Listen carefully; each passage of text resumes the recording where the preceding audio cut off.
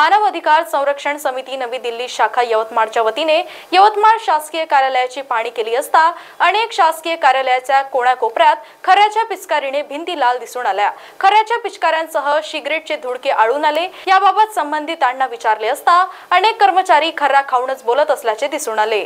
मुख्याधिकारी यांना दिलेल्या निवेदनात असा उल्लेख केला आहे की पावसामुळे जागोजागी घाणीचे साम्राज्य दिसून येत असल्यामुळे डासांचा प्रादुर्भाव मोठ्या प्रमाणावर वाढल्याने जनतेच्या आरोग्याला धोका निर्माण झाला आहे। त्यामुळे संबंधित अधिकाऱ्यांनी कर्मचाऱ्याला सांगून यवतमाळ शहरातील घाण साफ करून जनतेच्या आरोग्याशी खेळणे बंद करावे असे संबंधित अधिकाऱ्यांना प्रत्यक्ष भेटून निवेदन देऊन सांगण्यात आले। वैद्यकीय कार्यालयात वैद्यकीय अधिकाऱ्यांशी संपर्क साधला असता त्यांच्याकडून असे सांगण्यात आले की या हॉस्पिटलमध्ये साफसफाईसाठी 300 कर्मचारी असायला पाहिजे होते, परंतु त्या ठिकाणी 90 कर्मचारी कार्यरत असल्यामुळे अनेक जागेवरच्या साफसफाईला दिरंगाई होत असल्याचे सांगण्यात आले। निवेदन देतेवेळी महाराष्ट्र राज्य मुख्य उपसचिव सरला इंगळे, जिल्हाध्यक्ष दुर्गा मिश्रा, जिल्हा उपाध्यक्ष पूजा वानखेडे आदी उपस्थित होते। सौ सरला दिलीप इंगळे, महाराष्ट्र राज्य उपसचिव।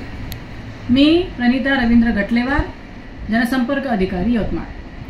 आम्ही यवतमाळमध्ये आणि काही शासकीय किंवा निमशासकीय ऑफिसमध्ये आम्ही जाऊन थोडा सर्च केलं, आमच्या टीमने इकडे तिकडे जाऊन, तर असं आढळलं की बऱ्याच ठिकाणी घाणीचे साम्राज्य पसरलेले आहे। तसेच धूम्रपान केलेल्या बऱ्याचशा भिंती रंगलेल्या दिसलेल्या आहेत। आपल्या यवतमाळमध्ये सर्रास गुटखा हा विकला जातो। तोंडामध्ये गुटखा भरून तिथले कर्मचारी सुद्धा लेडीज असो किंवा जेंट्स असो त्यांच्यासोबत बोलतात आणि पिचक ते थुका उडतात। या हिशोबाने आम्ही आज आपले यवतमाळचे जिल्हा अधिकारी यांना आम्ही निवेदन दिले की धूम्रपान करणं सक्त मनाई करण्यात यावी। शासकीय असो की निमशासकीय कोणत्याही कार्यालयात धूम्रपान करण्यात म्हणजे कर्मचाऱ्याला सुद्धा किंवा बाहेरून येणाऱ्या लोकांना सुद्धा धूम्रपान सक्त मनाई करण्यात यावी। त्याचनंतर आम्ही यवतमाळ इथे गव्हर्नमेंट हॉस्पिटलला एक भेट दिली। तिथे सुद्धा आजूबाजूचा परिसर बघितला, आतील व्यवस्था बघितली, काही फोटो काढले आणि तिथल्या अधिकाऱ्यांना भेट देण्यात गेलो, त्यांच्यासोबत चर्चा केली। परंतु त्यांच्या म्हणण्यानुसार 300 लोकांच्या कॅपॅसिटीमध्ये फक्त 90च लोक इथे काम करतात।